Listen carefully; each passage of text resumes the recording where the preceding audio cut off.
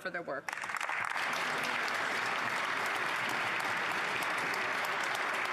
L'honorable député de Bellechasse, les Etchemins-Lévis.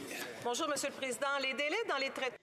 Mr. Speaker, the delays in processing passport applications are completely unacceptable. Here's a few comments from citizens about Service Canada. It was chaos. Abominable service. I had to cancel my trip.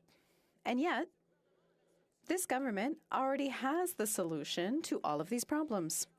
Allow employees to return to work in person at Service Canada passport offices. What is it waiting for to recall this employees of the state? Honourable Minister of Families. I'd like to thank my honourable colleague for the question. I understand the frustration of Canadians.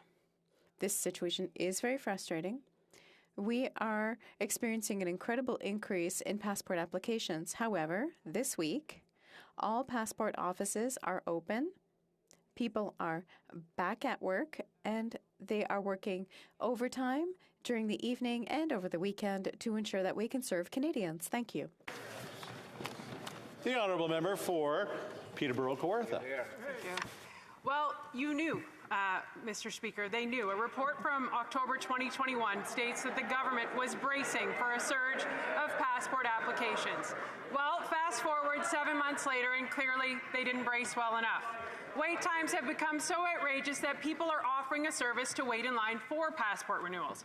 One of my constituents was recommended by Service Canada to line up at 1 a.m.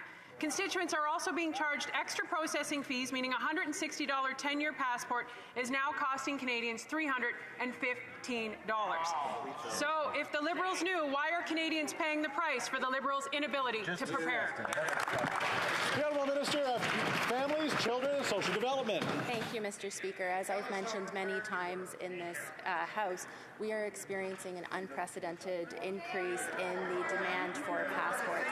After 2 years, Canadians understandably would like to travel again, but that means that when everyone is applying at the same time, it is a lot for the system to handle. That being said, we have ensured that we have hired additional people. We have opened on evenings, on weekends. In fact, this past weekend, 12 centres were open again, servicing folks, and we've ensured that every wicket will now be open in passport offices to make sure that we're serving Canadians as best as possible. Thank you, Mr. Speaker.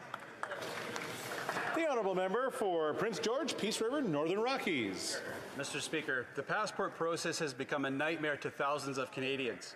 Tyler and Ira from Dawson Creek, through no fault of their own, had to travel 14 hours and spend hundreds of dollars to get their passport just hours before their trip. What used to be a simple task of completing the passport form is now causing sleepless nights, unnecessary stress, and huge expense to those who just want a break from the past 2 years of this Prime Minister's lockdowns. When will the Minister end the nightmare? The Honourable Minister of Families, Children and Social Development. Mr. Speaker, and as I've said, we certainly understand that this is very frustrating for